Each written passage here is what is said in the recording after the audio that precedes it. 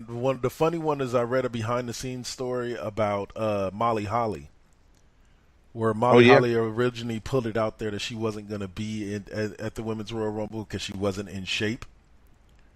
yeah. But the reality of it was that she goes to some wrestling school like right in her where she's living at. I forget who it's owned by, who the article said it was owned by, but she goes to this wrestling school. Had been going there for weeks, so she's been in ring shape the whole time. She just wanted to throw everybody a curve so that it would be a bigger surprise when she actually showed up. And it was It a great was. surprise to see her. Oh, it was good. It was great. I'm sad. I'll be honest with you. I'm sad that Victoria didn't make an appearance. Yeah, You know, I would have loved to see her get back in there and go with them girls. But yeah, because she's still doing it on the indie scene. yeah, yeah, and she still got it. So you know, I definitely wouldn't have mind seeing her. Maybe they attempted to contact her and it just didn't work out. Maybe she had conflicting schedule. Who knows what the story is? But that's definitely one that I think was missing from the women's Royal Rumble. As huge as it was, and as many great people as they brought back, like I said, Molly Holly, Trish Stratus. It was great seeing Trish Stratus and Mickey James go at it again. I will great when Michael Cole started talking about them having that rivalry. I had my flashbacks to Mickey and her crazy gimmick, and just I remember that. And when she dyed her hair blonde so she could look more like Trish Stratus, yeah, like that. Man, yeah, that shit was hella good. It was hella fun.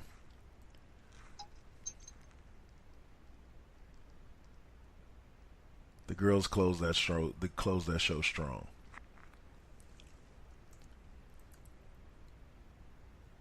Right? Yeah, I'm glad they ended up closing out the show like that. I mean, other than the Ronda Rousey bullshit, Yeah. um, it was good. I, I didn't know that the Rumble started so early. I turned the motherfucking Rumble on at 5 o'clock, thinking it was about to start. You know what I'm saying? Yeah. And the Rumble itself started. So what I watched was a bookend Royal Rumble. And it started with like as soon as I clicked it on, no, the number one entrant was walking out. Rusev. So I was like, "Oh shit!" It just started right on, and then they started showing flashbacks of AJ Styles match. I was like, "Fuck! I missed that match. Yep. I wanted to watch that shit." And AJ retained. AJ retained. Well, obviously, since we're talking about him and Nakamura at WrestleMania, huh?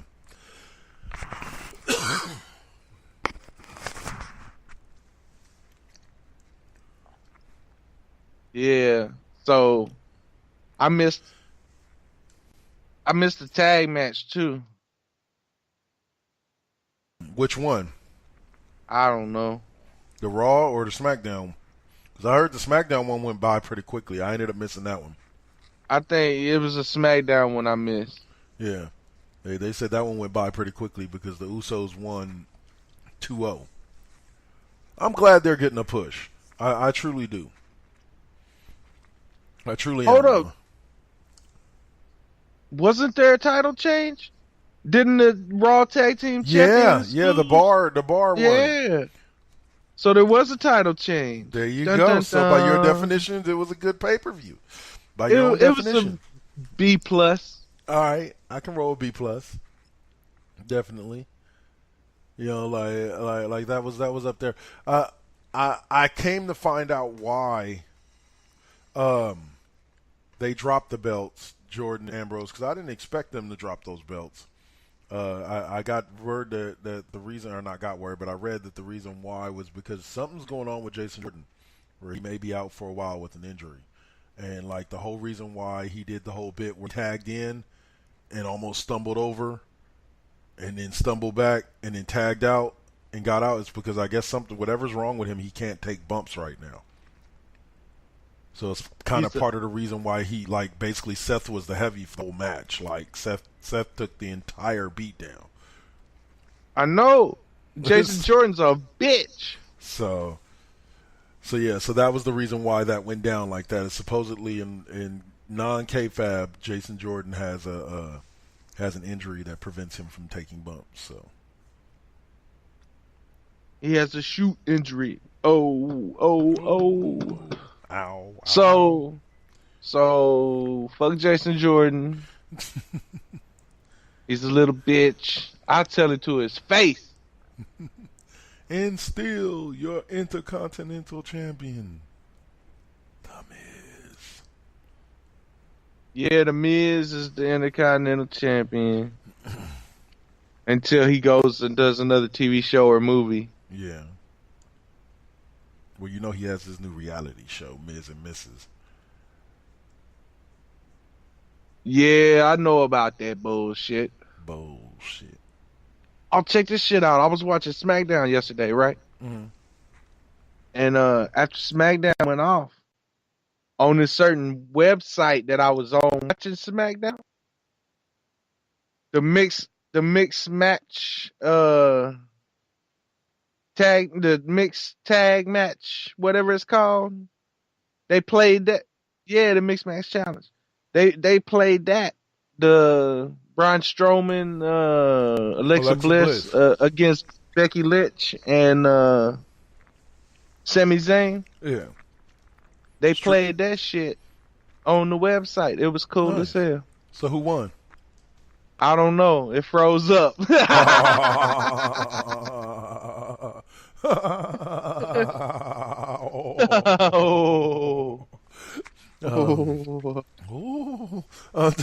We'll say, but yeah, nah. Damn. I would assume that Strowman and Bliss are going to get that win, but I don't know. I'll have to watch it and find out. I would assume they get the win also. I mean, that's the way it was looking. Oh, and let me give a little piece of advice to everybody out there who did not watch the Royal Rumble, like my lovely fiance. Love you, babe. If you're watching the Mixed Match Challenge and the screen becomes a little too busy for you, Michael Cole explained it at the Royal Rumble. You just swipe right, and all that shit goes away. And you can just watch the match.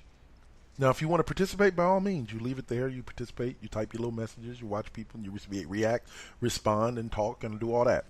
But if you just want to watch the wrestling, just swipe right on all that shit, and it goes away. Yeah, just like on Tinder, you swipe right, and that motherfucker goes away.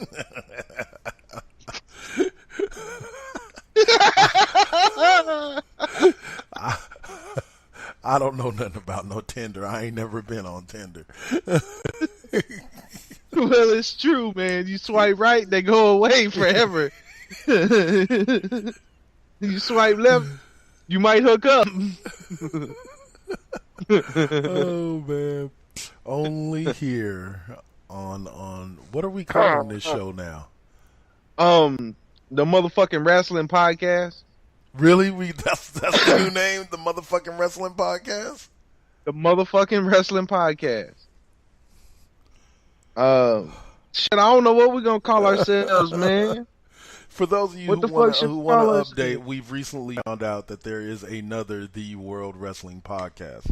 What I've suggested, okay, here are the two suggestions sitting in front of us. From the Saint, after discussing it with him the other night, the first suggestion is that we just put in parentheses, like you did with last week's show, TRIU, and then World Wrestling Podcast. That would differentiate us from them. But my suggestion was to add another word. If we call ourselves the Worldwide Wrestling Podcast, we are now a different show. So those are the two ideas that are sitting in front of us. Unless you have a third. The Worldwide Wrestling Podcast. It's very simple. But I don't know if there's another Worldwide Wrestling Podcast out there. We would have to look that up.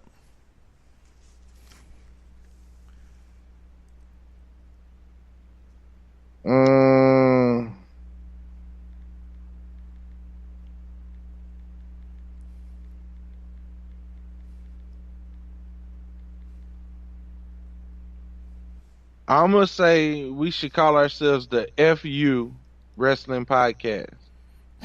The FU Wrestling Podcast? Yeah. All right, guys. You know what? I actually like that. Yeah, I actually like that. So unfortunately, I hate to go through a change. Like, what are we? This is like 25 episodes in to Worldwide Wrestling Podcast, and we're gonna go through our second brand change to the, what are we calling ourselves, Cole? The FU Wrestling Podcast. The FU Wrestling Podcast. Welcome, y'all. Hope you're ready for some fucking knowledge. Anyways, because we got this shit on lock since day one. Lockdown. Welcome to the FU Penitentiary. Huh. Lockdown. Lockdown. Worldwide Wrestling Podcast. Lockdown. The Raw Impact Unleashed Podcast. Lockdown. Lockdown. Any other fucking wrestling podcast that want to with us? Yes, I just Lockdown. There you go. I will give it credit on SmackDown. That was possibly one of the best promos the Usos have cut in a long time. Yeah, I enjoyed it myself. I sat there, and when it was over, I told myself, I was like, you know, I really didn't hate that as much as I thought I was going to. I'm serious, though. It ain't funny. I'm serious. I was like, I didn't really hate that much as I thought I was going to. I swear to God. Oh my God. No, I was just, I kind of like that. And that was kind of cool. These are responses I expect. I didn't hate that as much as I thought I would.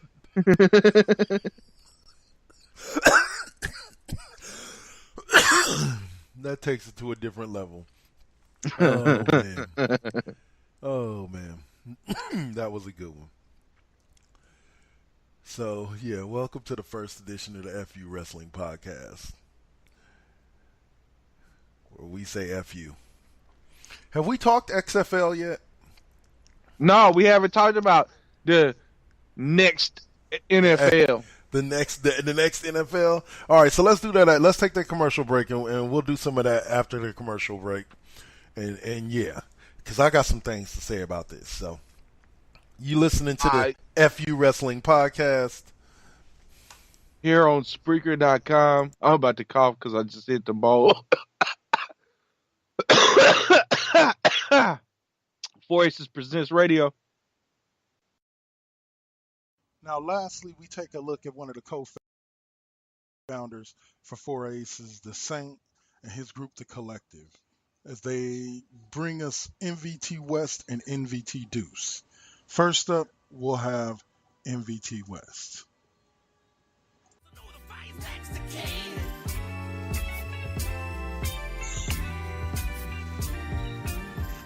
Ladies and gentlemen, everybody around the world, I welcome you to the season premiere and the Spreaker premiere of 4 Aces Presents Now versus Then West, where the West Coast has it in.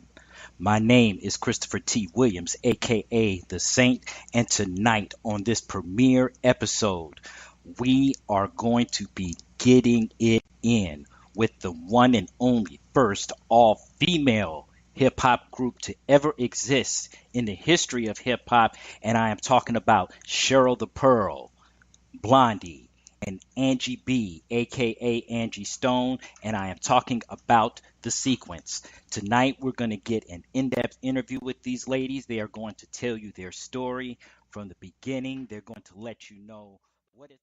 Now, you can normally catch NVT West on Wednesday nights at 9 p.m. The next show you can catch pretty much at random on any given night between 9 and midnight on the 4 Aces Presents Network. And